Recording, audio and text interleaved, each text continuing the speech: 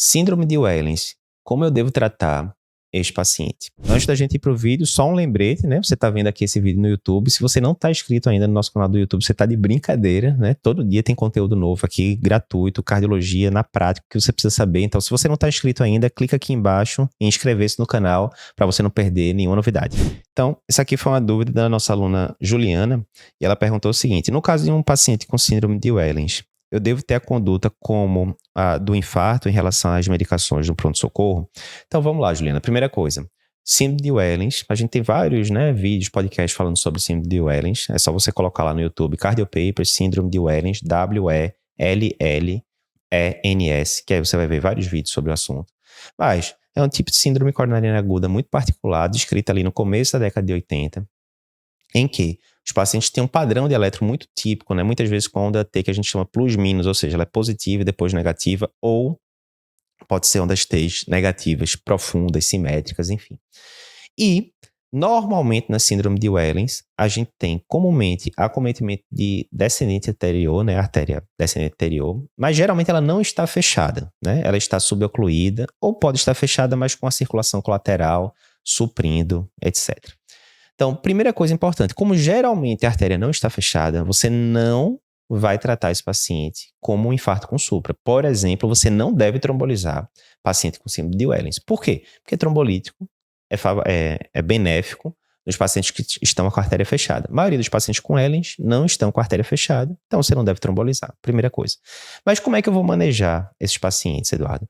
A tendência é você manejar esses pacientes como uma síndrome coronariana aguda, sem supra, de alto risco, né? Existe discussão se você vai mandar esse paciente para CAT de emergência. Algumas pessoas acham que você deveria mandar para CAT o mais rápido possível. Outros grupos acham que não, você mandando ali nas primeiras 24 horas, tá tranquilo.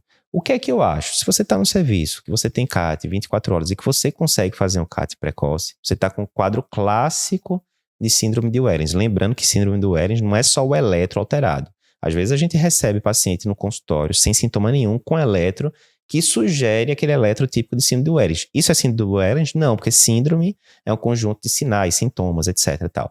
Então, para ser síndrome de Wellens de verdade, o paciente tem que ter tido dor torácica, geralmente típica, associada com eletro alterado, com alterações típicas. Primeira coisa. Então, se você está com um paciente ali de livro, na emergência, dor torácica típica, eletro típico de síndrome de Wellens, e você tem CAT amplamente disponível, né, com rapidez e tal, minha opinião, aí é opinião minha, certo? Não é referência para prova, não é referência de diretriz, nada.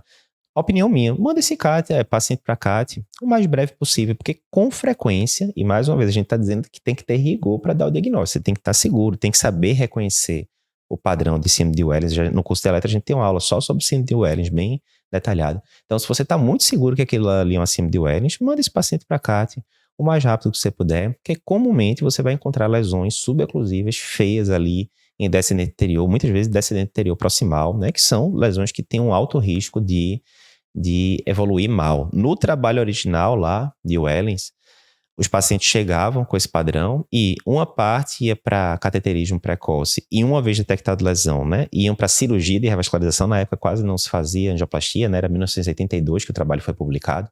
A primeira angioplastia foi ali no final da década de 70, sem stent e tal.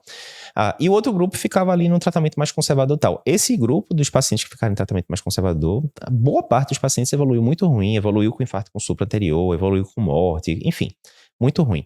Então, manda esse paciente precocemente. E aí, as medicações vai depender muito disso, né? Se você está ali num paciente que você chegou com síndrome de Wellens, óbvio, você vai fazer aspirina, heparina, aquelas coisas todas. Mas se você acha que você vai mandar esse paciente para CAT precocemente, daqui a 2 horas, 3 horas, 6 horas, até o segundo ato plaquetário, a tendência é você segurar e fazer na sala de hemodinâmica depois de ter excluído a anatomia cirúrgica, né? Mas mensagens principais: CAT, né? Não demorar para fazer CAT, tratar como uma síndrome coronariana aguda de alto sem supra de alto risco e não trombolizar o paciente. Eu acho que esses 3 pontos aqui são os principais que você tem que saber sobre tratamento de síndrome de Wellens. Olá, que bom que você gostou desse vídeo que acabou de ver, um videozinho mais curto. Se você tem interesse em outros vídeos curtos do Cardiopapers, eu vou te indicar esse daqui.